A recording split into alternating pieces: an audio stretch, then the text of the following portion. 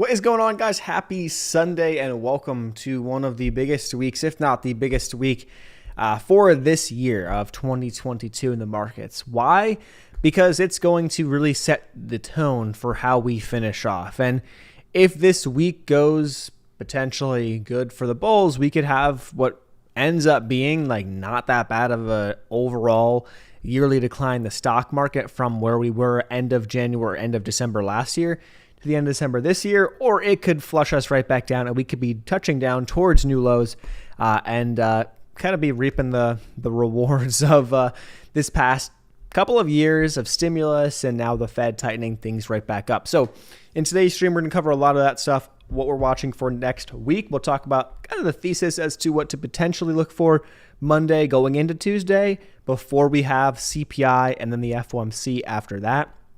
Talk about rate hikes, all of that good stuff. Hope everyone had a great Sunday, nice, relax, and we're all ready to go here. So let me make sure everything is lined up on my end, and then once we are good to go here, let me just adjust this so we're lined up. Make sure the edges are all good. We should be getting go. We'll look at futures as well and cover how at least that's shaking out to start off, or at least to set up tomorrow. That could change a lot by the morning.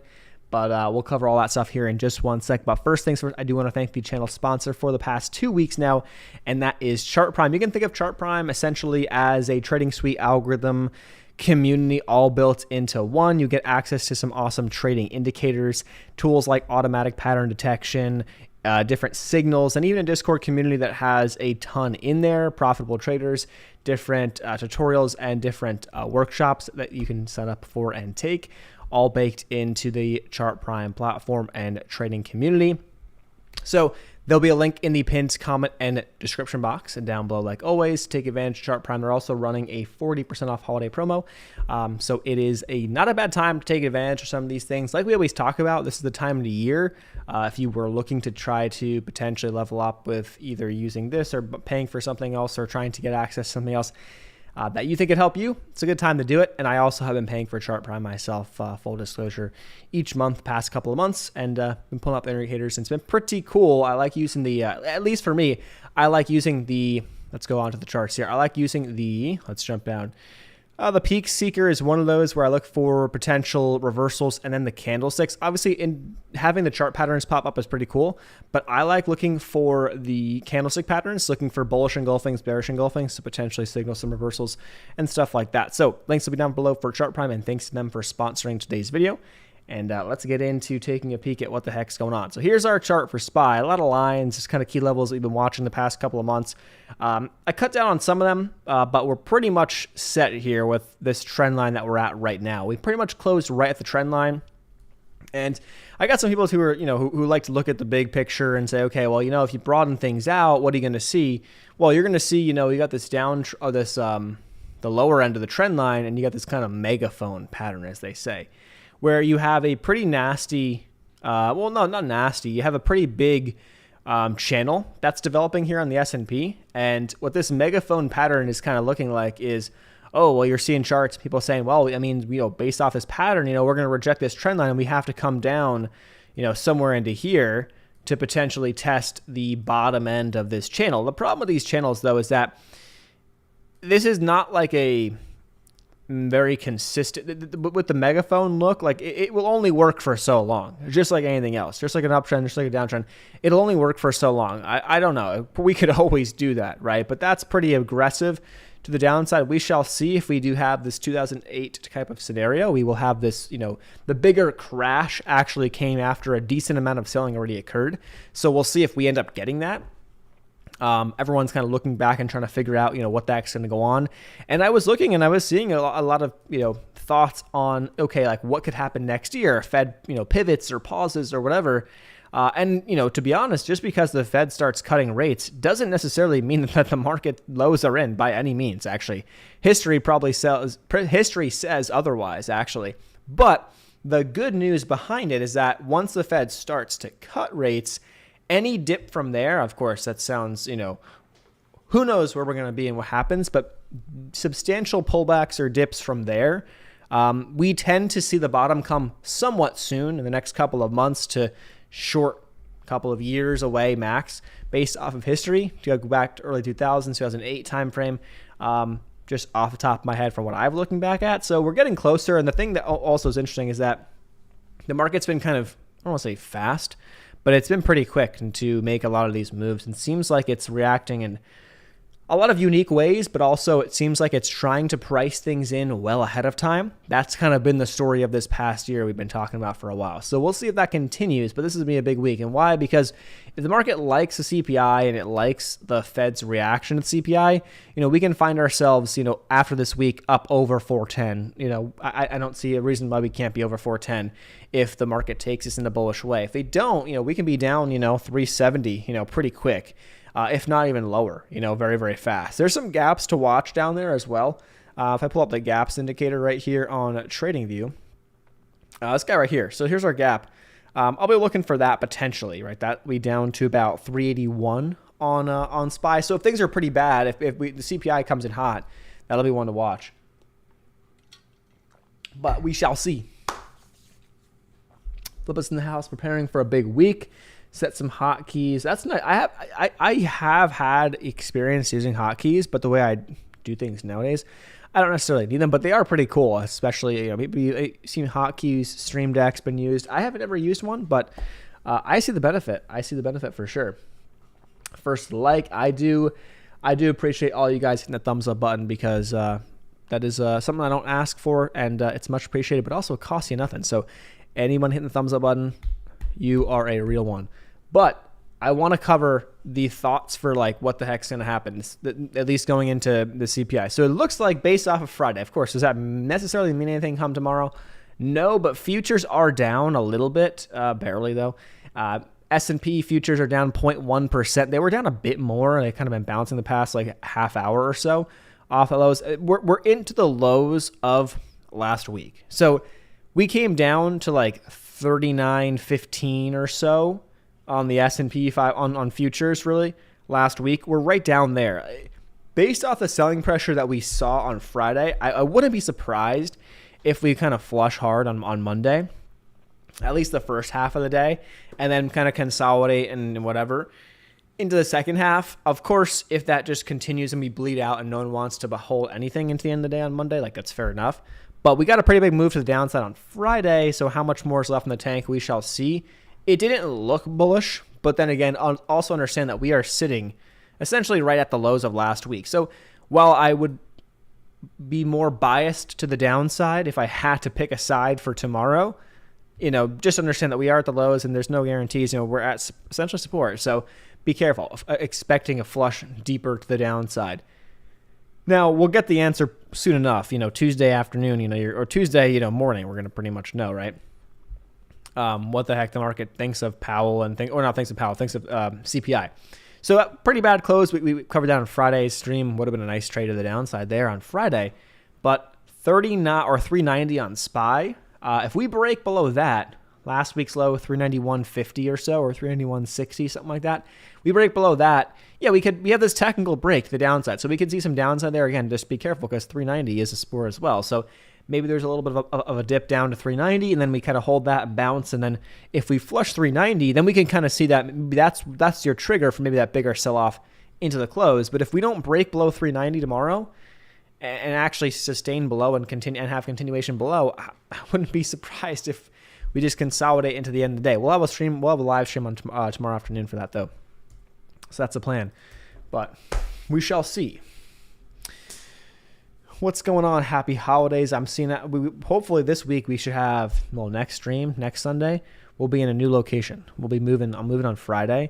Hopefully it's going to be a stressful week, but hopefully we can get that all set up. So Friday there'll be no stream, but family's coming into town. We got a big move, and then we'll have hopefully a nice, cool spot to set back up or to kind of get set back up next week.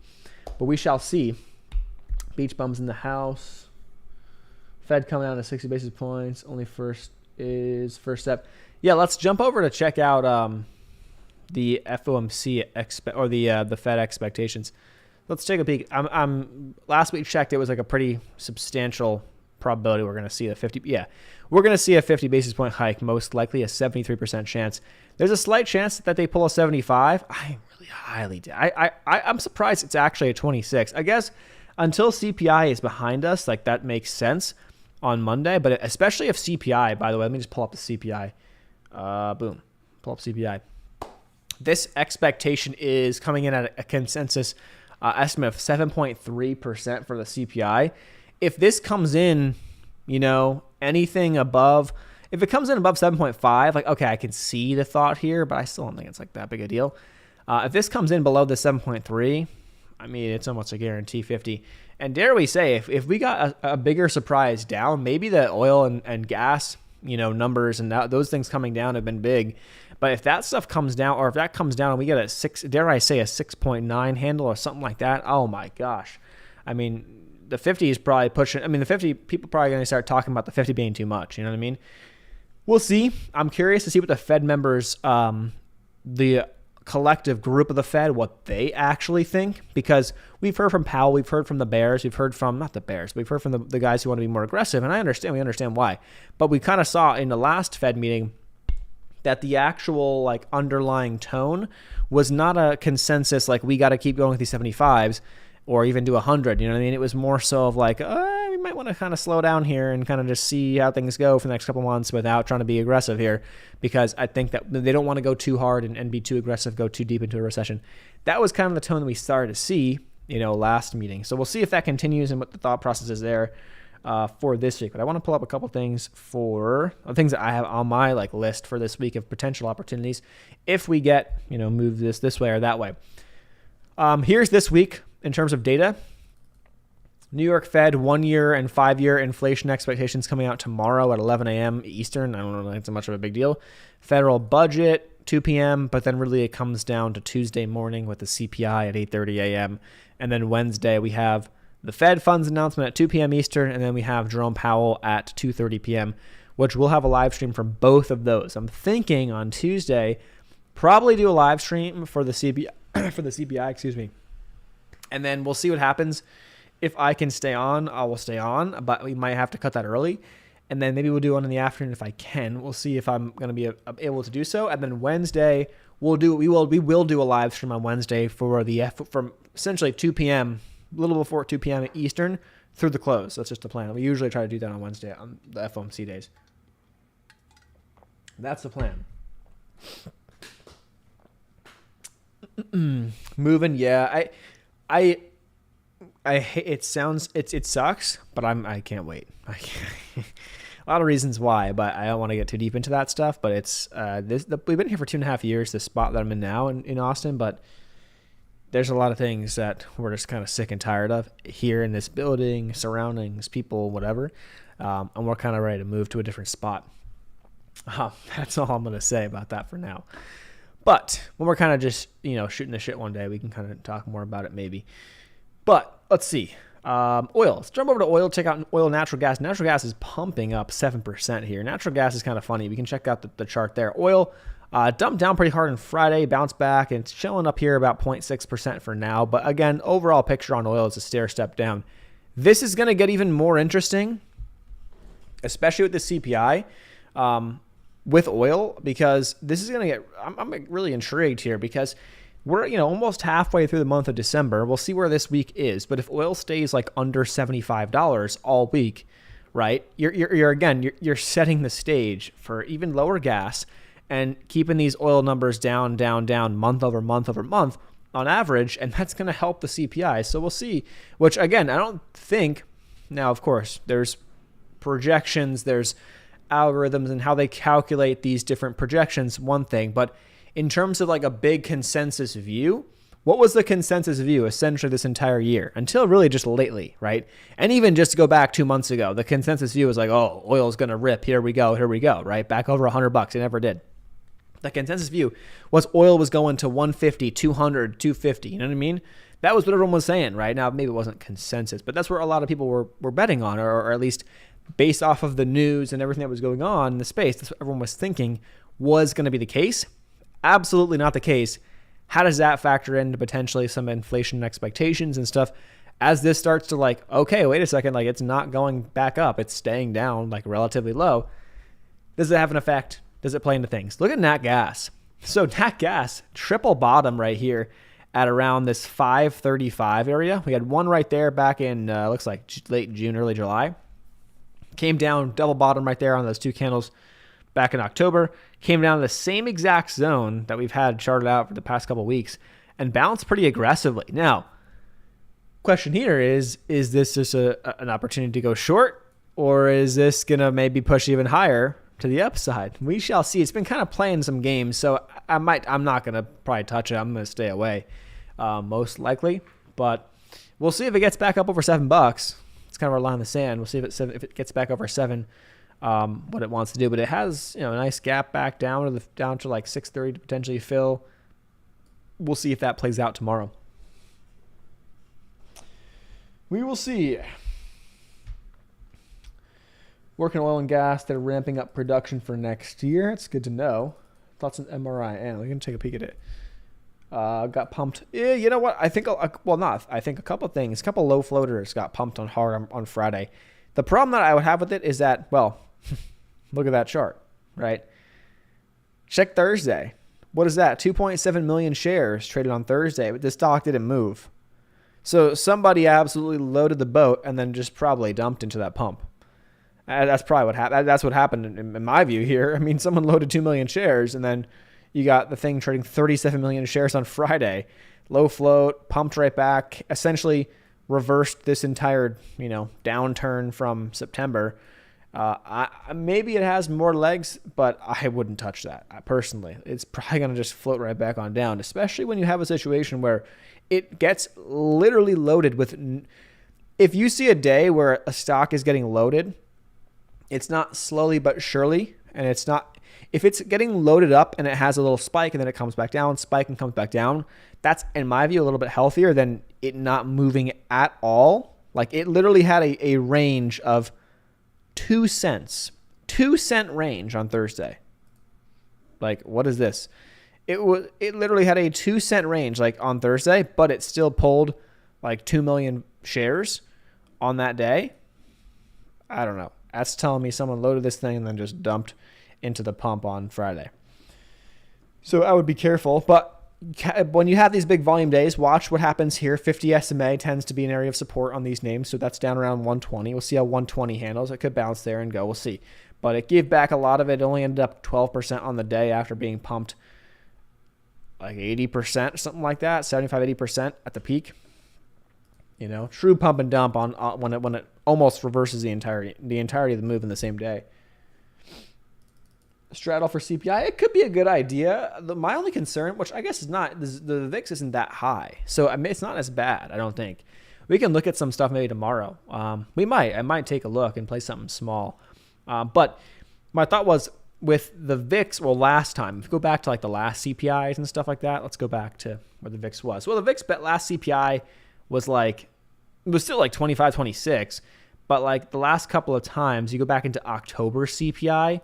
The VIX is up here. We hit those new lows, but the VIX just kind of flushed hard. The VIX being down here is like, in my view, potentially setting us up for more upside. Potentially. But I was like thinking that this could be one of those situations where the VIX kind of gets washed like pretty hard after Wednesday, where like if we don't get horrible CPI, I mean, Powell can do what he wants to do, but the reality of that is like, you're going to more so have a sigh of relief, in my view, if anything, after Wednesday, because it's over. It's past us. We can kind of potentially do whatever we're going to do and trend whatever way we're going to trend, whether it's down or up into the end of the year, potentially without too much, worrying about CPI and Powell. There'll be other data releases, but that's my thought. So with the VIX being lower, makes it a little bit better to play something like that. Straddle or strangle or whatever you want to do. Don't think it's a terrible idea with the CPI, and I also wouldn't be surprised too if you played it right. You can play it like you can play that, and in however way you think is best. But then also, it might not be a terrible idea to like just literally hold the one for a zero. Like if you get 100% plus move in one of the contracts, then hold the other contract to zero, because if you and sell at 100+%, so you lock in gains, and then hold the other contract for a potential backside reversal or complete unwind of whatever move we get first, might not be a terrible idea. Might not. You day trading this week? Probably Probably. No reason. If I see stuff that I like, I will. We shall see, though. We'll see. We'll play the small account on the end of the second half of the week, which I think will offer better opportunities. To be honest, I probably won't. I'm gonna be moving on Friday. I'm moving on Friday, so we'll see. We'll see what happens. I'll be around Monday through Wednesday, and then Thursday a little bit, and then mostly packing Thursday, and Friday we're just moving. So I have not been following the metamaterial situation, to be honest with you. I have not been following. The only problem that I've been having with these things is that it's been very inconsistent in small cap land, and I never like to get involved in a story. Meanwhile, metamaterials has gone from 60 something cents, right, up to 2 something, and then just got annihilated on Friday. There's obviously news there. It's been on higher volume. Obviously, for sure, there could be some wonkiness here, but what this looks like to me from a momentum and technical perspective is that this is done. Now, it obviously needs to stay under this level, right? Bears want to hold it under this like 170, but I have no interest, to be honest, in this at all. But that's just me because of how smalls have been this year. It needs to prove otherwise. So we need to see something happen, right? Small cap land, right? Which we got a good action on Friday. We want to see continuation. And if we get through this week and the market does not get absolutely annihilated, then I think that sets your stage for playing small caps into the end of the year. And I would be looking for the cheapies. I'd be looking for like we looked at last week or a couple streams ago, which we should do that right now, or not right now, in a few minutes. We should go over to FinViz and do a couple scans for some other smalls that could be interesting. Low floats, bottomed out penny plays, and maybe it's worth scooping a couple of them up, putting 5 of them in a little, account and tossing X number of dollars at each one that you're willing to risk. Maybe only risking, 10% of your portfolio or something like that, or putting 10% of your portfolio in on some of these absolute cheapies, and get a move like what we saw in Grill. I mean, Grill finished at 89 cents on Friday. I was in this thing at 34, and I sold up my last shares. I sold in the mid 80s, so I'm done. I'm out of it completely. But I mean, killer. You know what I mean? We're looking like you get a move like that. Whoo, lock it in, move on, and call it a day. You know what I mean? You don't have to worry about it, and not playing with huge size because it hasn't been a consistent strategy this year. Eventually, there'll be hot cycles again, but this end of the year could be a hot time if things go well with the CPI and how the market reacts. Even if we go down this week, but we don't go to new lows and we kind of catch a bid next, end of the week or whatever, it still could be a valid opportunity. And especially if small caps perform strong despite a weak market, that's pretty good. And they've been better. Nothing great. They've been better.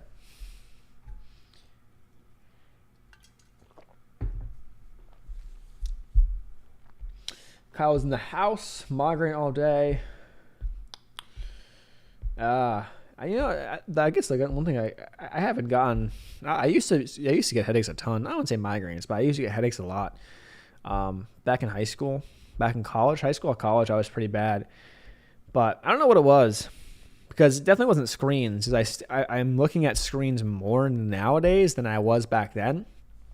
But I know what you mean when it comes down to that. It kind of sucks, the brightness. Yeah. New York City in the house. That's on Coors. Bought its lowest for a swing. Let's take a look.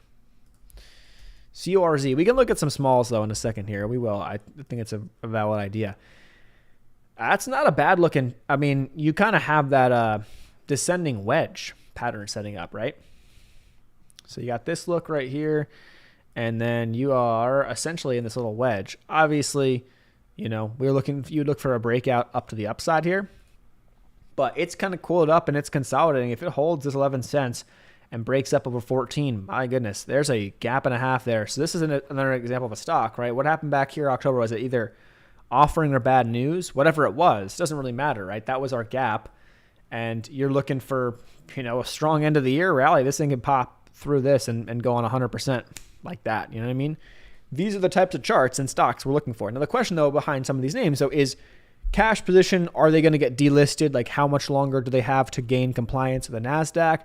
Like, all of these things are important, because if you're looking at this and their, minimum or their compliance deadline is like January 1st or something like that, you only got like a couple weeks until that happens, and I don't want to be stuck in this thing on, reverse stock split news. You don't want to get stuck if they even get delisted. So you want to make sure you actually know the company is doing, I don't want to say they're not doing, no one's always going to be doing great, but doing decently and can hold themselves afloat and will probably do what they can to remain listed.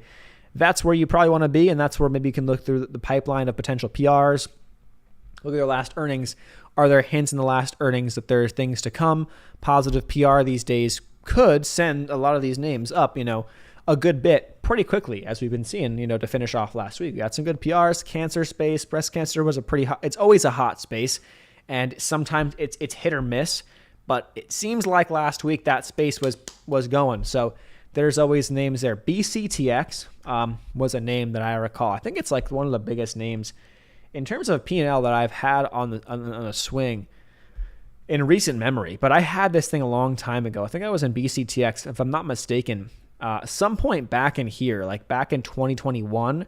And we had this pop where the thing was up 100% and I sold into that day. But this thing is one of those stocks that if it kind of consolidates here, it's one of those breast cancer names. If that space stays hot, this could be something to keep an eye on if this mid 5 level holds, right, for a potential further upside back up to the 7s or 8s, potentially. So keep that one in mind. Keep it on the radar potentially if you're looking at that at smalls. It's not a bottomed out play. It's got a lot more attention over the past year and a half off of some of their news from a while back, but it's always a valid name to come back. It's always fun to play the ones that you've played in the past because you have a little bit of a better feel for them. It's not like I've never seen this stock before. I'm just kind of going in blind based off of what I've just been reading on their earnings and their latest PRs and the chart. You got a little more context to it, which is kind of good. Kyle says, use OBS. Yeah, I do use OBS, yes. I have had no problems until last week, for maybe 2 weeks ago. Randomly, we had a weird stream issue, but it's been fine since. But yeah, I do use OBS for streams. Headaches from high school, college, probably dehydration. I wouldn't be surprised because I've gotten a lot better with that.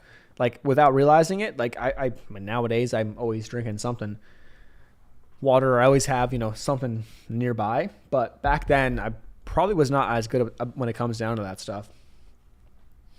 Go-to looks like a potential buy. Let's take a look. GOTU.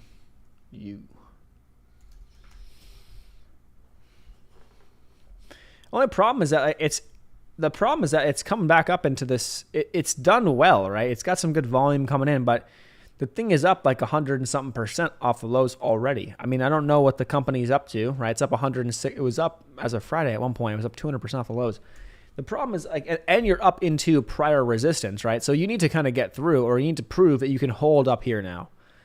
It was up in this, $2 range, low, upper ones, low twos has been resistance so far this past year. What's to say that this move is definitely looking different, right? This looks different from this past year's action for sure, but we need to prove that we could break this kind of trajectory of this past year, right? That we just headed down, right? So let's see if it can hold up in the 150s. I would prefer pullbacks and just watch it, but I do I see what you mean. The volume's getting better. There's some gaps to fill to the upside. I understand, but I'm personally one that would much prefer in a small cap environment to be looking to buy this thing somewhere. Obviously, you're never going to catch the bottom, but be buying this thing down here, for example, when we saw Grill is a perfect example of that, and I haven't seen something that I truly liked just yet. Grill setting up the same way, but we kind of had this big move down, and it was aggressive move down. And if it made no sense, it was not based off any news. You're sitting here what's going on? And then all of a sudden we saw this volume really pick up right here into end of October, early November. But what happened was then it pulled back off some of those volume days, pulled back, made a higher low, did not break those lows. That would have been, but if I was watching it back then, that would have been just like Grill. That was kind of your sign to say, okay, now I'm going to risk these lows and I'm going to get in a position here 70 cents. I'm going to risk 64. And boom, for a 2-to-1, you had a great trade, and it obviously won a lot more. And it was kind of the same idea as Grill, where you had that final flush, where it had this final dump, and then it catches a bid, volume starts to come in, someone's loading it up, and then the thing goes 200% in the coming weeks. Those, like, you're never going to be perfect. There's going to be tons of losers. There's going to be, situations that just don't work out. But when you nail one, right, and you have a risk of X, but your reward is insane. Like when you go 100+%, you're sitting there saying my 20% risk is nothing, and that makes up for the past 5 losers if you had 5 losers in a row. Ideally, you're not going to have 5 losers in a row, but it happens, right? You go through cycles where it happens. StreamYard. Beachbum uses StreamYard. Yeah, I mean, I have heard good things about it. I don't think I've actually used it. I've seen it. I was like contemplating them as well for streaming, but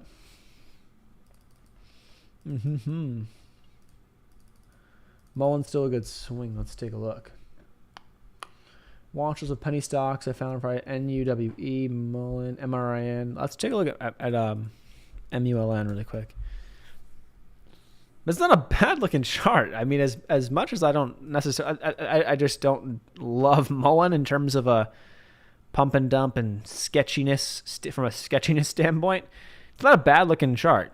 This is your kind of key spot right here to watch through. It's up to like 30 something cents, but that's still a good move from the bottom. It's had decent volume the past couple months, relatively speaking, but it got a little pump back here in October, and it's kind of just like fading a little bit since then.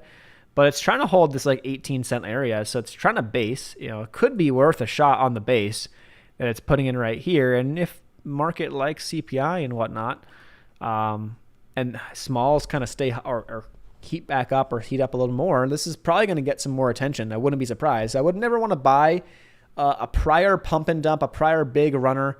Never want to buy it after a big move. But if it's at lows or it's down towards those lows and your risk reward's a lot better, and that's going to be your better opportunity to buy it, because they'll try to pump it up. They'll try to, whatever. The company will try to drop some PRs. People will on social media will try to pump it as well, because they are bagged. The people who are in here from way higher averages who are bagged, and it will get a pump. But of course, no guarantees. Of course, they can go bankrupt. They can get delisted. A lot of things can happen. I haven't followed them super close, but the better risk reward is usually down towards the lows, and then you see higher volume come in. It's a better indicator. Latest little floater I'm looking at is PLBY. Let's take a look. Playboy. Service level looks like something's here. Yeah, you know what? It's got something going on, right? After this earnings, right? Had that earnings dump, hit new lows or hit that low at $3. Wait a second. I remember this thing way higher. Yeah, I was right. I remember back, I guess it was back in 2021. I remember Playboy back here when it was up at like in the 50s and 60 range. And holy sheesh, what a destruction. Now, geez, but I see what you mean. There's something going on. Look at this volume. This is actually not a shabby looking play, right? And you can see the potential meme aspect it has, right? People can get behind it kind of joking around, and all of a sudden it gets some volume, and next thing you know, momentum traders are here. This actually is, as stupid as it might be, it's not, because I think this is actually a really good setup. 50 SMA, boom. This is your spot. What you had was a nice pump off that earnings, right? Goes down to $3, pops to 4, right? Has a nice pump of volume. Okay, someone popped, there's something there, got some volume. Came back down, fell below the 50 SMA, right? And when it comes to small caps and momentum stocks and swings, 50 SMA is actually a pretty good level in terms of support resistance. Nothing is perfect and nothing works all the time. Nothing does. But this is a good one that we'd like to use. And what it did was it was rejecting that level, right? Past like really from November, really the second half of November, it was rejecting that level. Pops through in December. Now it's come back down. Of course, big market reactions to come this week. But if it's still sitting here north of that 50 SMA at some point, Wednesday afternoon, Thursday, this is not a bad idea with a risk level down to like 370, that 50 SMA being a risk, because these can be big moves. So if you play this trade from here, stop loss here, right below that 50 SMA, and then targeting a 2-to-1 is honestly a kind of a joke. But a 2-to-1 would put you up at like 435, boom, up to those highs. You probably can go higher than that level, but could look for maybe a 3-to-1, but just be careful. I would actually, if you want to draw this in, right, you kind of have this potential trending channel to some degree. maybe something there. So maybe you're looking up towards like, I don't know, 450, 460, something like that. But keep that. I don't dislike that idea. And the float on them, what are they? What's their float? 30 million. It's not that much. And 30 million when the stock was at $60, different story than 30 million when the stock's at $4. It trades every day about 1 million shares. It's been trading between like 1 to 2 million shares past couple of days, but in prior weeks, it was trading like 500K shares a day on average, roughly, it looks like. So higher volume, something going on there. You could maybe even swing it versus this low right here. Depends on your risk tolerance and depends upon your style. If you did, right, if you swung it versus these wicks, so that's telling you there were buyers here, right, which is down to like 335 as your stop loss, let's just say, right? Let's just put the stop loss at 334. A 2-to-1 would require a push to like $5, which is not unrealistic, right? If we think about it, it's only about $1 move higher. But if you want to put a wider stop, that would be the type of swing. And looking back on the chart, there's some gaps to fill here. Let's jump over and check out the gaps indicator. You got a gap down. That was actually technically filled, right? Or was that? Yeah, it kind of was on this wick. But you got a gap down that was like barely filled, like 675. This one is like I wouldn't even touch that. But 200 moving average is all at 7. So yeah, you got potentially some room. And it's, if we get some momentum in smalls, man, it's got some legs. And I would look into the numbers and see what they're looking at cash wise and stuff, because their market cap is 179 million. I'm curious what they're doing, number wise. But an interesting look for sure.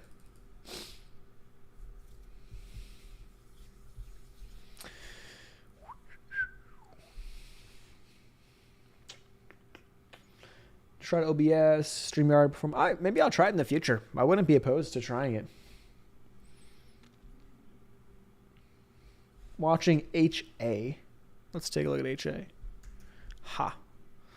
Hawaiian Holdings. Airline play. This is an interesting one because the airlines have been doing so well. Look at this trend on Hawaiian. Look at that. This is definitely a disconnect, right, from a lot of the other airlines the past couple of weeks, right? Because if you look at this, there's clear trend to the down. Like, it's a clear channel downside. New lows on the year just hit last week. I mean, either there's... And it came with some good... it came with a lot of volume, too. Look at that. Interesting. It came with a pretty high volume day on the Friday. 2.4 million shares versus on average, it trades under 1 million shares a day. Last big volume day was up in here on around the earnings time frame. Something to keep on the radar. That's not a bad looking potential idea. I don't know anything about them really number wise, but not a bad look. And especially with the oil coming down, I'm curious. I guess airlines fell a good bit. Our JetBlue popped off the lows and then it popped back up to 8s, fell back. Let's look at Jets, the airline or the global airline ETF. Pretty much right back up to its general trend line that it's been respecting in the past like year and a half on Jets. But this has been performing a lot stronger, relatively speaking, as of late since the mid-October poll or since early October. Whereas that Hawaiian play is like down here. Now, obviously, I would want to see maybe confirmation of Jets doing this. Jets going at, 19 plus. Pushing towards 20, great. And then that makes that Hawaiian play even better for a potential catch-up play in terms of, it's a lagger, and maybe it bounces with the overall sector at some point. But could be a bigger story going on behind the scenes as well. You're not my room and I'll pump you full of mac and cheese. I've been eating pretty bad, I feel like, as of late. But I used to be very... I want to say meticulous is like a stupid, I don't know why, but I used to be pretty meticulous when it comes to like tracking my food. Not like super, super strict, but like tracking macros and tracking protein intake and all that stuff. I have been really lax lately, it seems like, with all that stuff. Not necessarily bad. I kind of still generally know what I'm like. I have a general mental, like, okay, like I'm probably eating this much a day. I probably need to eat more of this or whatever, or that, more of that, or less of this, less than that. But winter time is like, I don't want to say it's like bulking season. I'm not like aggressive. I'm actually like staying the same weight, but usually it's a time where I get a lot less serious or a lot less, close in terms of tracking, and then I let things kind of go a little bit, but not too bad. Beach From says, let me know DM me in the Discord. Yeah, for sure. If I need help, I will. I appreciate that.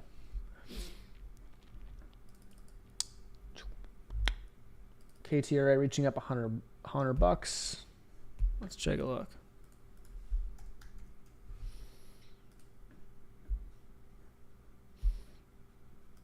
Back to this bad boy. That's a nice, I mean, that's an aggressive bounce off of that downtrend. So it looks like we have a downtrend, or, well, be careful because we have these spikes, but this time is different for sure, right? Because each of these spikes sold off like immediately.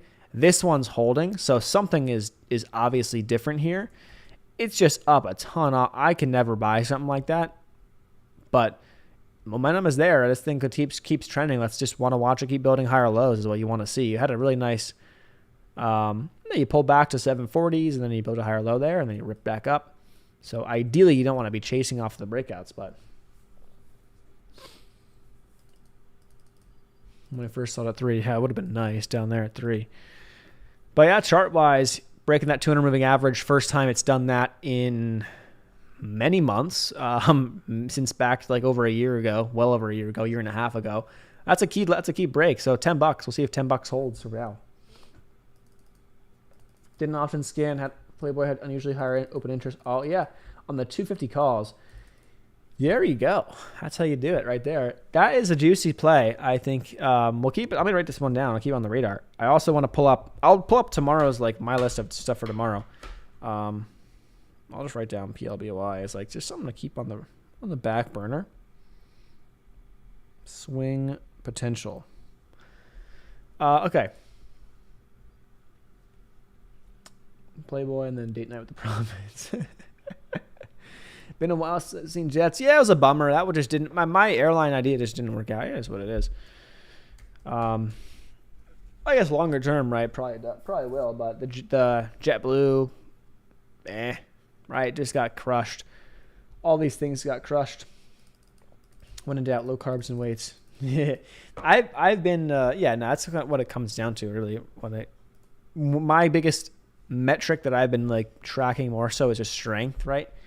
And how I can do based off of, I track a lot of my workouts and stuff. So I've been pretty bad about it lately because I was traveling a month ago and I've kind of fell off a little bit, but I'm trying to get back seriously now into a better routine.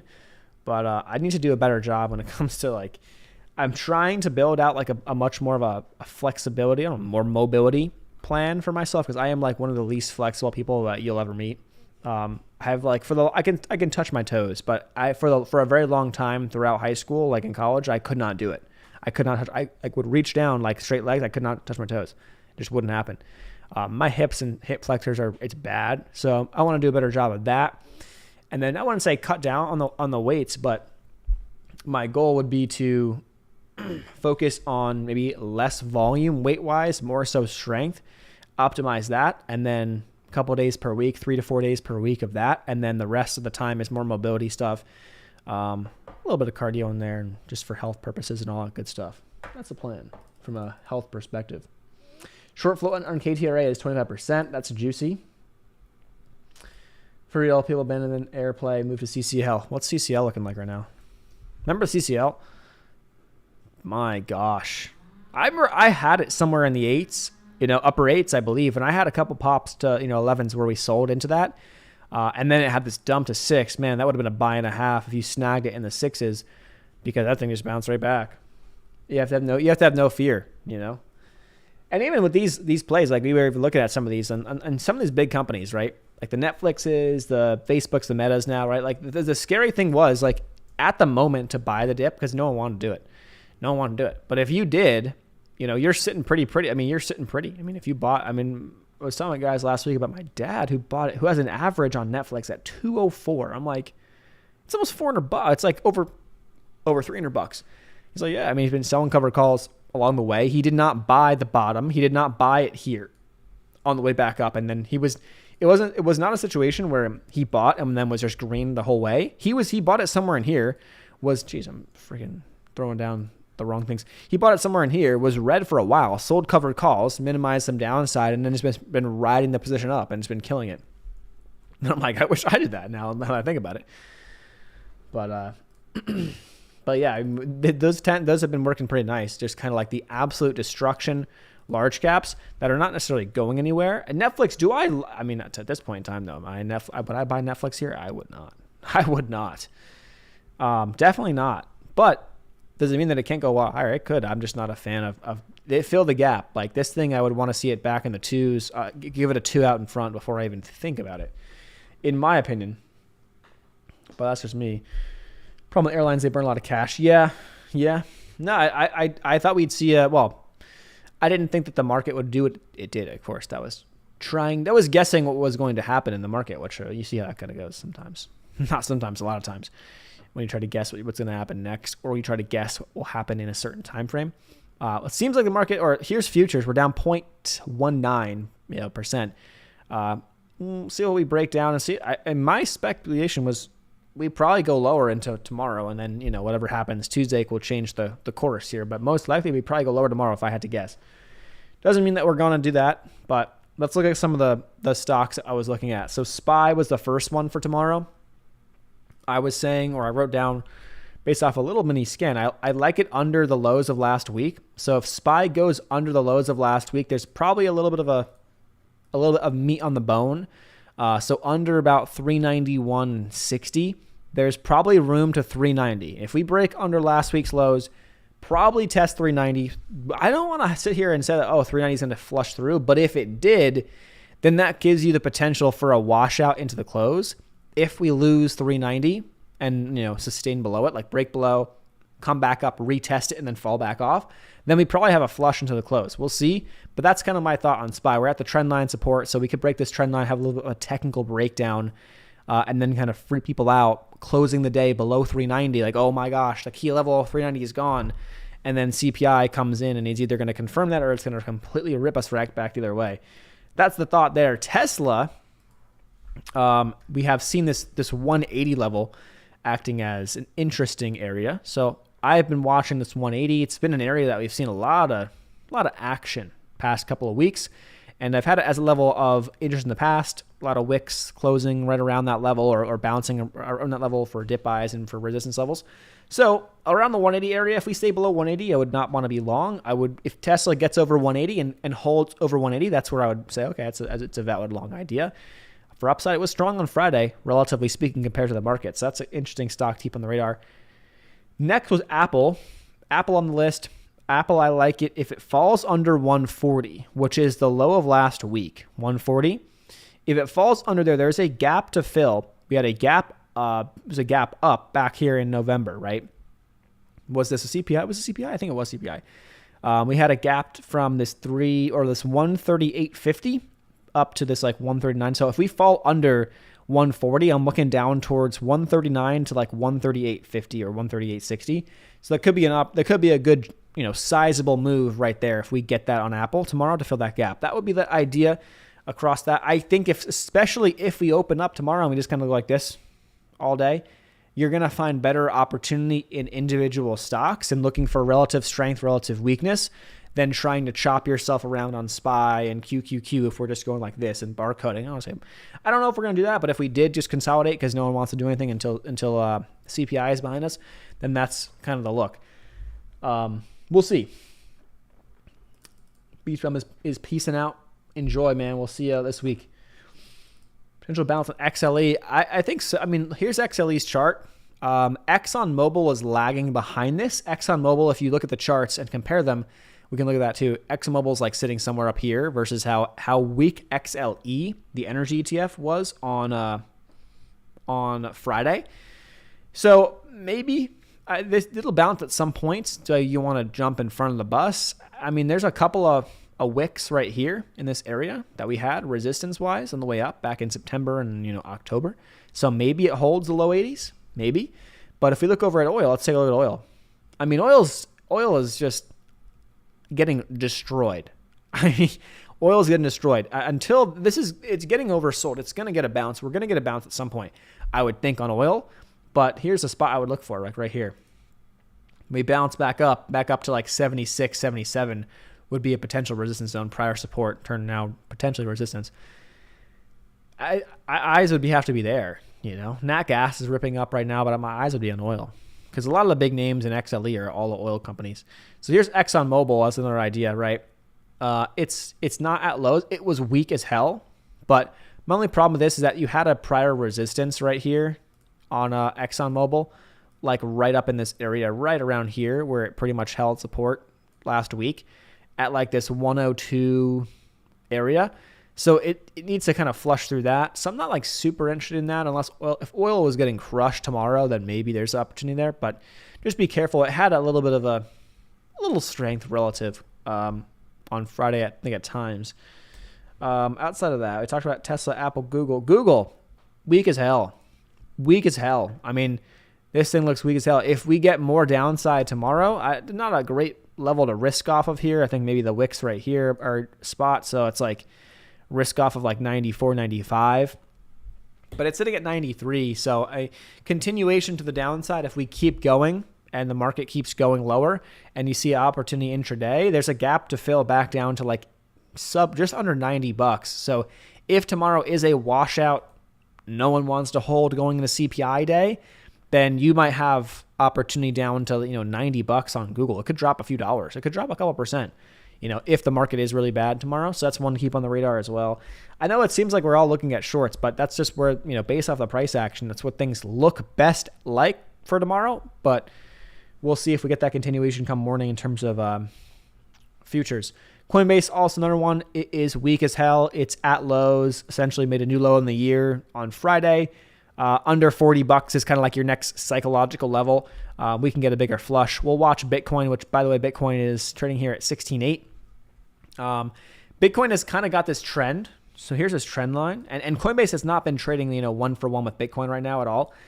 It's been just weaker in general because Bitcoin's actually bouncing up off the lows of the year. Up here, it fell down to like 15.5 and then it's back up to 16.8 right now. So kind of a trend line developing right now on Bitcoin. If it breaks down below like 16.6, you can get a bigger flush maybe tomorrow or even this week.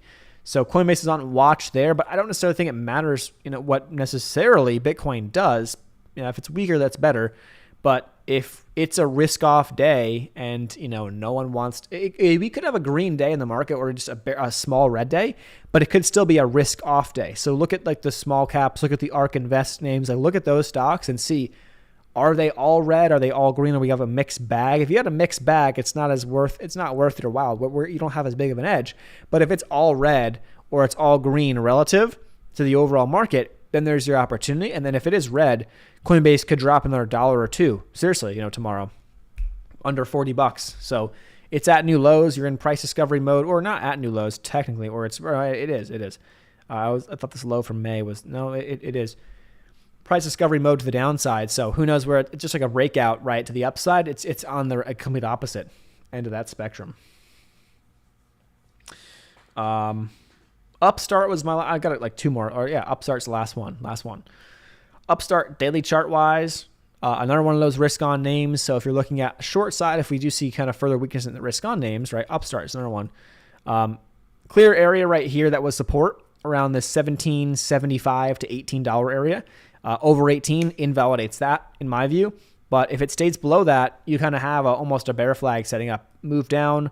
Now you're consolidating, looking for a bigger move down or the next leg down. Ideally tomorrow happens and then you don't hold anything through the CPI. If you're going to hold stuff through the CPI, it's a hedge. I don't think it's worth holding, I don't think it's worth betting on a move. If I was going to bet, I would actually bet to the upside, but that's just me. But I'm not going to do it. And so I'm hedging it with a Walmart put in my other portfolio, the one that just holds long, which has been good. I actually had this put from up here. It's been paying nice. It's a January expiration. So I'm looking for this, 143 area, 144. We're going to get very close to that gap fill back down. It could happen tomorrow. In a perfect world, I would take the profits on that if we get it tomorrow in a perfect world. But if I do, then it means I have no hedge into a potential CPI Powell situation. So it's like, I'm probably going to hold on to it because why, it's up. I know it is great. But if I take it off and then we dump hard, then I have no hedge. And then I'm just going to be, bleeding when I could, at least minimize the damage, right, from that. Potentially. Still waiting on Wing to crash. Wing's a beast. Let's take a look. It doesn't want to break that 50 SMA, so 145 is your spot now on Wingstop. But it's up at resistance, right? So be careful. But yeah. Thoughts on, Moen we talked about a few minutes ago, I think, but like general idea is that if I'm going to buy Moen, I would want to buy it here versus buy it after a pump. You know what I mean? So your better risk reward is obviously here than a pump. So like if it, the move it had from October to November, right? When it goes from 25 cents to 55 cents, like looking for continuation there, you're asking for it. But here, your risk reward is so much better at least. Although I have generally not a fan of it. Obviously, like any penny stock, not a fan of long term. But if you're looking at this chart, if it holds around the 18 cents, it's not a terrible idea. Better risk reward than what you had a few weeks ago. AMAM, strongest intraday mover in 2022. Yes. That was an exceptionally strong day. The thing was up 1,000%. Is that actually? That's insane. That's insane. There's nothing you can't, that's just nuts. I think we were looking at it on Friday. I think we were looking at it. I forget exactly when we saw it. We were jumping on the stream. We're like, it's somewhere in here. It looks like it's bouncing back up. But my goodness, these situations, this is what you want. This is a great thing for small caps in general, because you want, right, a monster, absolute, complete sentiment shifter where you go from, you go on this, multi-day, multi-hundred, in this case, could be multi-1,000% move. That's awesome.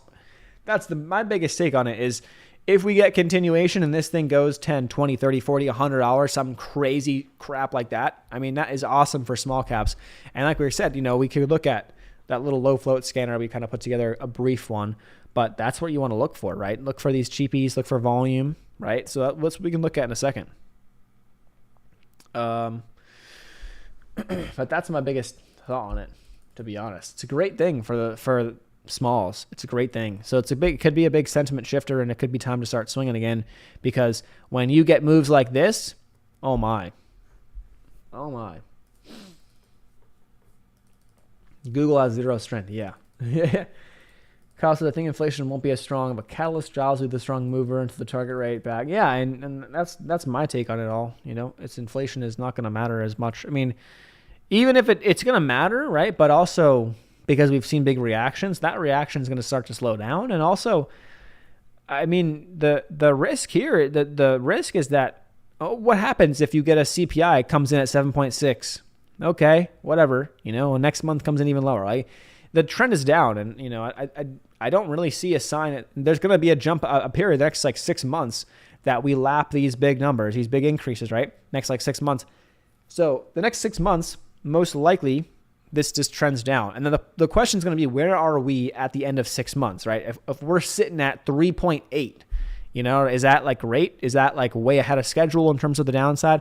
Or if we're sitting at 5+ on CPI 6 months from now, it's okay, we still got work to do. That's where I guess the trade comes back.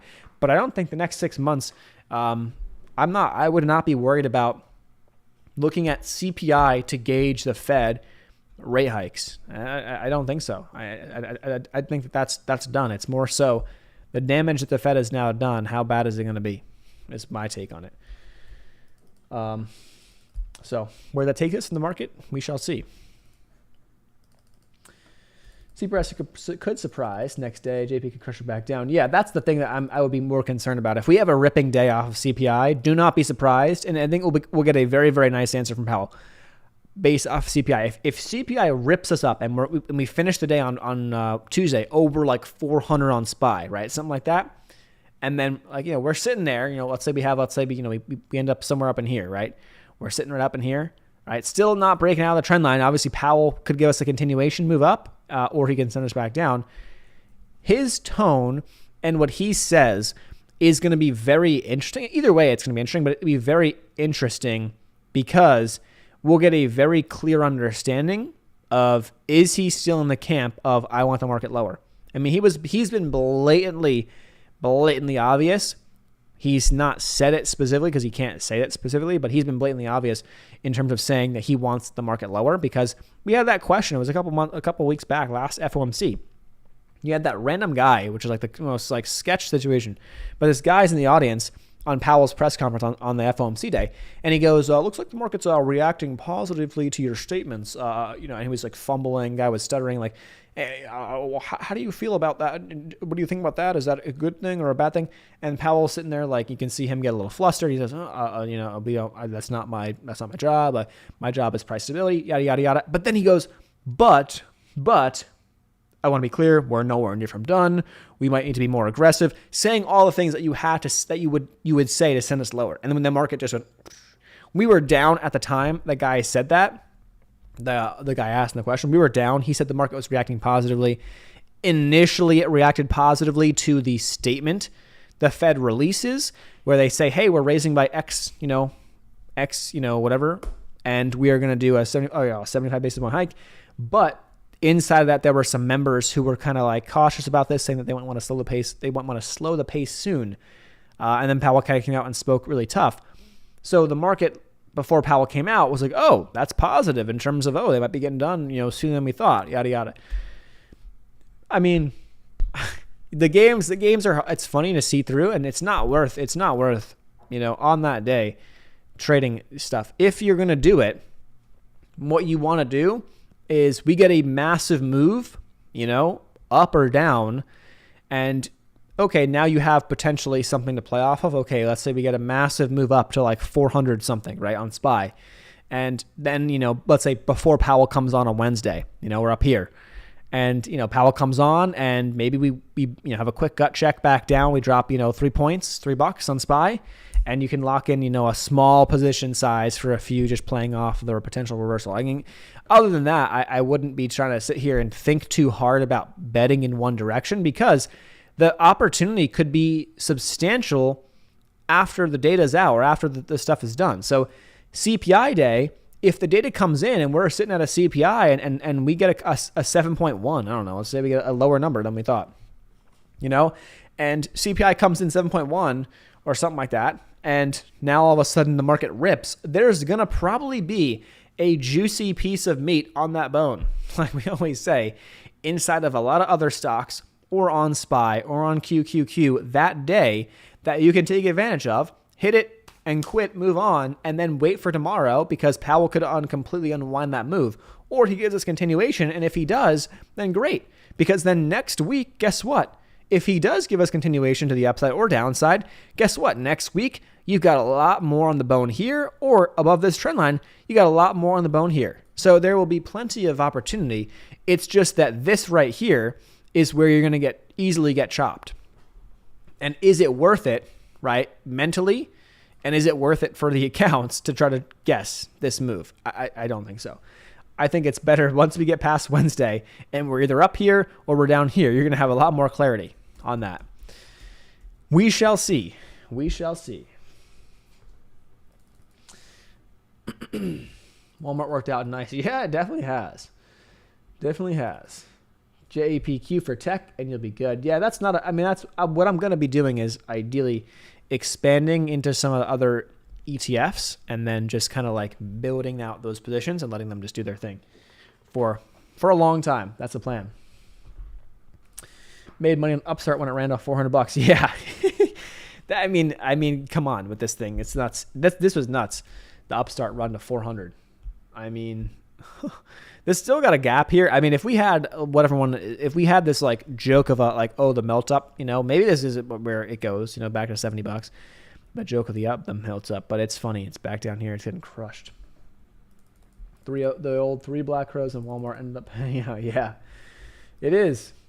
I feel like the market's 6 pricing in. And the thing that's funny too is that I feel like based off of history, now this is a unique time because of what's happened with bonds and stocks, but based off of history, I feel like we're pricing things in like further ahead than usual, than like what we usually do. Is that because everyone's kind of like looking forward and we kind of have people thinking a little bit more critically here? I don't know what necessarily the reasoning why is, but it feels just like that's what's kind of going on.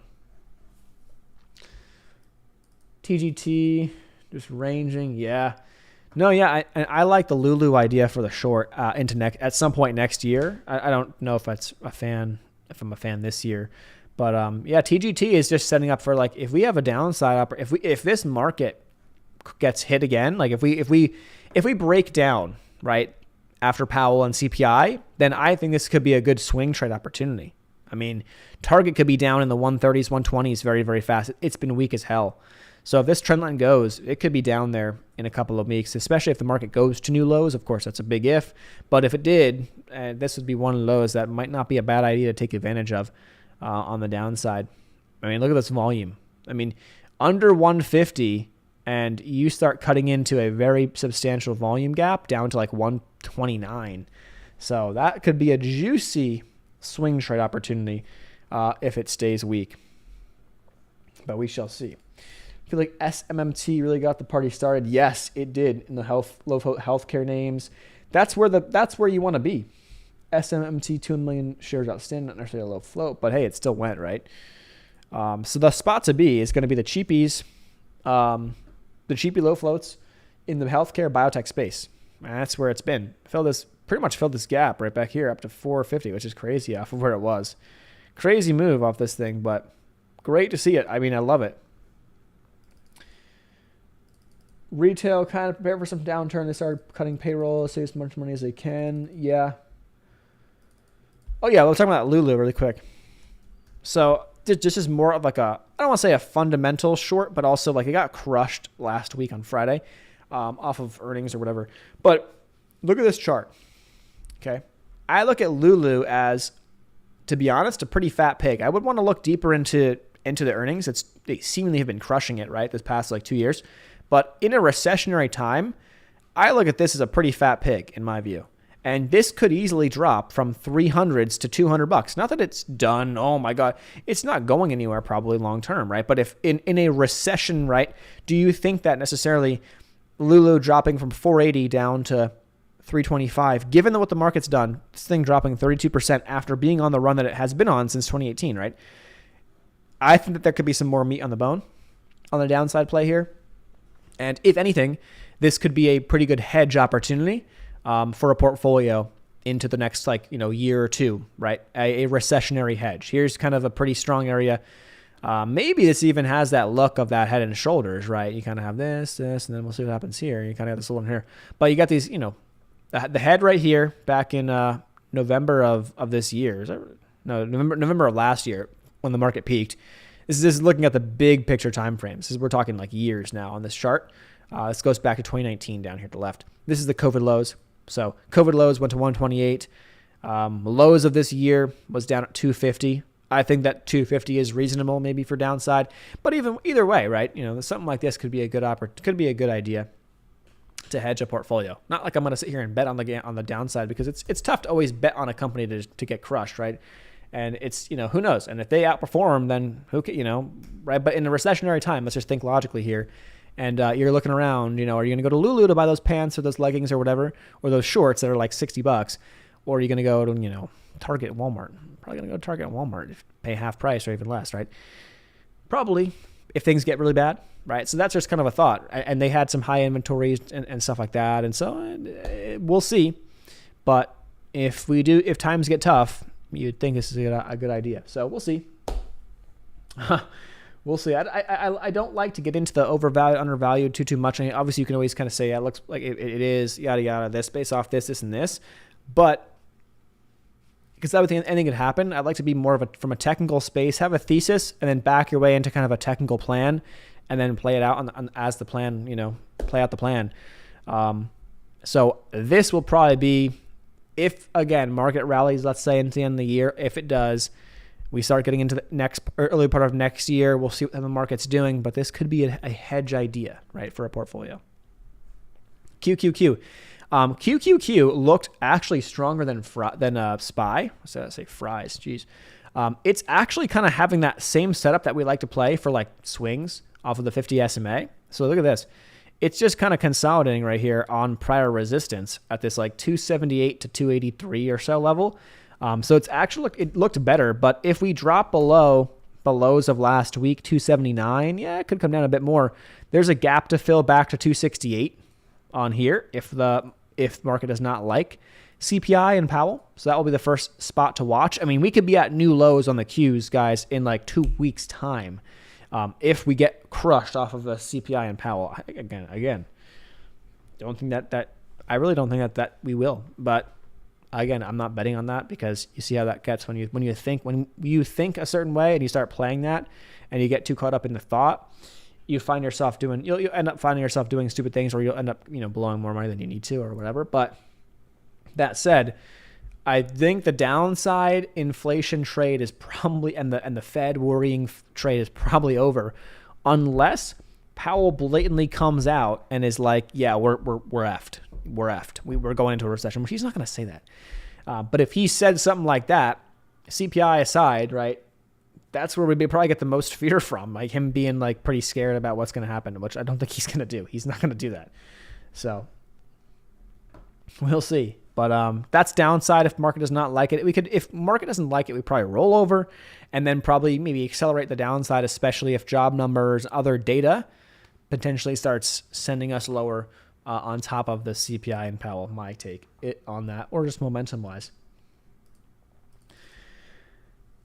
Kind of funny too. Target versus Walmart clientele. 100%. Most Target shoppers 6 figs. Yeah. No, I mean, go. I'm here. I just go into a Walmart and go to Target, anywhere really. And at least here, there's a bunch like all in close proximity. So you go to it's just completely different. It's like a completely different experience. And maybe Target also just seemingly is better kept. Walmart just like shit's everywhere on some aisles. Target is pretty, of course you're going to find, it depends upon where you are, but it's generally better kept. It's quieter. It's nicer. It's calmer. I mean, Walmart, I'm telling you, the stuff I've seen in Walmart, man, maybe I'm just going to the wrong Walmarts, but it's like I'm seeing fights out the door. It's just like insane. Fights inside the store, just shit being tossed around in the aisles. Whereas Target, you'd never see that. You never.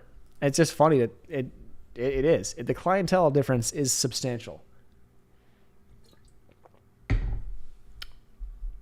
least in this area, Walmart is filled with shady people. Target looked like extras in the movie. Yeah. No, it's sad, but it's true. It sucks. I mean, and I, for what some of the things Walmart you got to get or whatever shopping wise, like I only can find this at Walmart. Or I only get this here. But haven't been to Walmart, to be honest, too much as of late.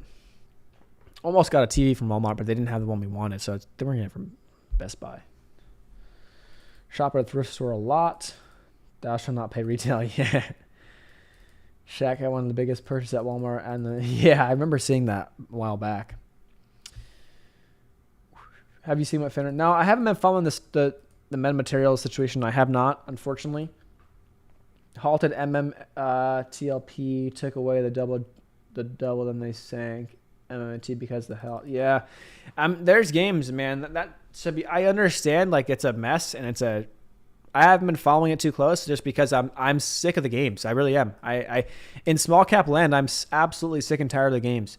And like you see it across the board, but I really hate that. And the lower risk swings to me are when you go, we can look at a couple here really quick before we wrap things up, because I do want to wrap things up. It's been over an hour. But when you look at the swing from a swing perspective, small caps for me, let's go look here. I'm going to go to small. Let's go to small market cap. I want to look at under $300 million market cap. I don't want anything bigger than that. I want to look at relative volume over a 2. On relative volume, I want to look at float. Honestly, under 100 mil is best. You can probably even go lower than that, I would say. Price point, let's go under $1. Those have been the hotter names as of late. Okay, we still got a lot here. There's 61 tickers in this list. It's not that much if you got the time to look through it, but let's just see. Let's look at sector. Let's go with healthcare, which has been hot as of late. Now you got 33 tickers. Here's a better list. So let's go jump over and check out the charts on FinViz. So you're going to have a lot of stocks that have the same kind of look, and it's going to go in alphabetical order. So be careful on, well, not be careful, but just understand that. What I want to look for is really, and this could be one of those here, BIOL, right? Big move down. Now it's getting some volume. EVGN, like you want to look for a chart that's starting to base, a stock that's trying to base out and got some higher volume coming in. I don't want to see any pumpage like HTGM. Could it go for a lot more? Yeah. But I don't want to see any big spikes. That's not ideally what you want to see. You want to be in before the spikes. And the better risk reward is where you're going to get. This right here, JSPR, what is this? This is interesting because I look at this chart. It got a little pop here on Friday. Look at this. Cheapy, right? So 60-cent stock. You got 25 million shares, float, $21 million market cap, cash per share at 1.55, meaning that they've got, if that's accurate, that's telling me that they've got like 50 million cash for a market cap of 20 mil. I mean, come on, in a biotech, like, come on, this is like a juicy name. So here you go. JSPR, boom, we just got one pretty quick. It was not that hard to find. Let's take a look at the chart on TradingView. Yeah, bullish engulfing. Bullish engulfing day on Friday. Let's just, keep us, I would say, could it run? Yeah, but keep it on the radar, and then your stop loss is this low. So give it a couple days. Let's see how it I'm going to add it to my watch list of small caps just so I can keep an eye on it. It might run without me, and it's fine. But, yeah, this looks pretty good. Let's see what happens now in the next couple of days and what it does. But that has a nice look. Got 230K shares traded versus, on Friday versus what it was averaging, like under 25,000 shares a day. So looking juicy there. And low float, if that is accurate here in terms of the cash position that they've got, my goodness. Let's see if I can pull up the latest PR. Because you got a juicy cash loaded company here relative to the market cap, right? Let's see if we can find it. No, they didn't say that. Oh, I got to continue the story. Let's see if I can do this again. Cash, yes, baby. Here we go. 51 million. 51 million. So yeah, in like 9 months, they burnt through like $35 million of cash or $34 million of cash roughly. Okay, fine. But they still got $51 million of cash, and they expect that cash to be sufficient to fund its planned operating expenses through early next year. I mean, you're good. You're good through early next year. Obviously, there's more to look through, but on a very quick and dirty, perspective, you've got enough cash here. You're good from that perspective. They probably shouldn't do an offering. Obviously, if they get pumped, they probably will, but assume that any of these companies will do an offering when they have the chance to do one. But that's a good spot. You're sitting at 51 million cash. Now, of course, we've seen how the past year, this doesn't matter. Like, the stocks can trade lower. The market cap on the stock is 21 mil. Why? How does that make any sense? If you're like, from a big picture, large cap perspective, you're like, that makes no sense. Why? It's because they burnt through $30 million of cash in 9 months. And so they're expected to burn through more of that cash, and they're expected to not make it back. You know what I mean? Like, that's why these things can trade lower and lower and lower. But risk reward wise, I mean, come on. That's a juicy chart. That's a juicy risk reward in my opinion. Here it is. I mean, you look at this chart from a big picture perspective, and I mean, my goodness, $1 is a realistic target here, and even up to like closer to $2 is not unrealistic, right? We've been seeing a lot of stocks making that recovery back to their recent destruction. They had a huge move down at some point this year, like late this year, second half of this year, and a lot of names, when they spike back up, they're popping right up to that level that they broke down at, that key. There was a key shift here. Something happened, something went down, and at this point in time, things just got crushed, right? And that's where a lot of these stocks are popping back up to. So in terms of top end targets like that could be in the cards, right? So that's what I would be looking at in terms of this guy. Obviously, when these things go up 25, 30, 40% off your entry, you take shit off the table. You don't hold this crap, but you still hold some shares. You scale out along the way, ideally, if you can. And you still hold something. You still hold something as long as it keeps holding the key level, the support, the high or low that you're looking at, ideally. So that's the idea on that one. Only go to Walmart when my self-esteem needs a boost. Yeah, no, that's true. Shorts had to cover $300 million synthetic shares. They got nervous because the squeeze was going to be huge. They halted them MMTLP until Tuesday when it goes private, preventing the squeeze. Oh, that is dirty. That is dirty stuff. Jeez. My goodness. Shorts to store men materials. Yeah. Yeah, and especially when you have in those things, those are easy targets too, from a perspective of retail crowded trades like that, where you have a lot of people who are in this thing, and it's easy to play off the emotions, right? You start hitting shorts, start hammering it, and whether you think people are holding or not, holding strong, holding diamond hands, whatever or not on those names, psychology is a tough thing, and a lot of people are going to be like, I'm out of this crap. I'm out. You know what I mean? People are going to give up. And then when that happens, it just accelerates the downside. So, boom. That's how I found CLIR. Yeah, I mean, there's more on this list, I'm sure, right? That's just one. JSPR, it looks pretty good to me from that perspective. Even some of these other ones, OPGN, it's a prior big runner. Look at this. Like, I mean, this is because of volume. I'm just seeing the volume. OPGN, it's hitting new lows, right? But let's put this on the list and just track it for a bit, because that volume is starting to come in. Now, if it starts to hold, at some point, this could be a stock to keep on the radar. I'm going to add this one to my watch list as well. So we'll keep it on the radar and we'll start watching that.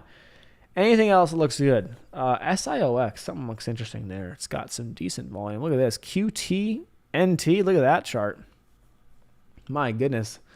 Must have been an offering or something back in here. Or bad news, but something's going down there. 2 million market cap. My goodness.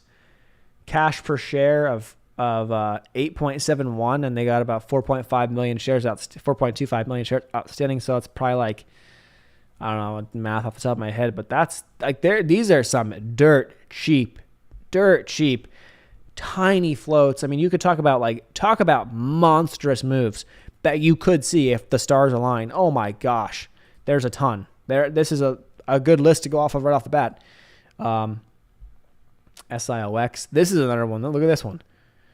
Market cap is 23 mil. They got a little bit of a higher float, 77 or 73 million or 55 million share float. What do I want to check here? But it's been holding a pretty solid support at 25 cents. It's actually holding 30. So if it holds 25, keep it well on the radar. I mean, this is we got a great list off the bat just here. Just a very quick scan. Oh man, SXTC. Oh yeah. TTNP, not sure I'm a big fan of that, but it's not bottomed out as much. But look at this. This SXTC, I'm going to put this one on my list as well. 1.7 million market cap. It's a prior China, runner. This thing is a low float. This thing rips face. When it gets going, it could go hard. 3 million float. I'm putting it on the list. Has some good volume, it looks like. SXTC. Has the history of being a big runner in the past. Look at that volume, right? You have that almost a final flush looking move, right? Pops this thing up to 90 cents, then hammers it down to under 50 cents in like 3 days. Then volume comes in. There's games being played here. Someone's probably loading it. So we got a couple on the list. I like those last three though. JSPR, OPGN, SXTC, cheapies, sub $1 stocks. Not worth a crap ton of size, but they could be worth something into the end of the year, especially if we stay hot on smalls. So we'll keep those on the radar. But with that said, that's the look. How's GRNQ for all time's sake? Let's take a look. GRNQ. And then we'll wrap things up here in a second. I think it's been, that's another one to keep an eye on, right? The volume's not there, but it's trying to hold this $1 area. After the split, they had a reverse split, I'm assuming. Trying to hold $1. If it gets above that 50 SMA, this thing could pump. It's had look at these spikes, even this like recent months. This thing has done it in the past. She's going on the list. I need to build out this watch list a little bit better, but she's on the list. In terms of small caps, she's on the list. Only bios on Twitter. Yeah. I haven't necessarily, I don't think I maybe have come across the account, but that's not a bad idea to follow some people like that who would watch these biotechs and might alert you. Again, be careful when you follow someone like that, because if you see someone tweet something, they have a big following, and the stock is up 20%, please don't buy it. Wait for a pullback, if anything. But ideally, you can use a lot of those lessons to find your own, right, is what it's all about. Volume dropped. The volume really dropped out. With that said, I'm still going to wrap things up either way. If you can hear me or not, I'm sorry if the volume cut out, but I'm going to wrap things up here. I appreciate you guys, like always, for tuning on in. We'll be live Monday. We'll do a Tuesday for CPI, and then we'll do Wednesday. So it's Monday, Tuesday, Wednesday. We'll be live for some of the big names, for the big stuff this week. With that said, thanks so much for watching, guys. I will see you in the next one. Check out links, resources down below. The sponsor of the channel, Chart Prime, and I will see you guys in the next one. Peace.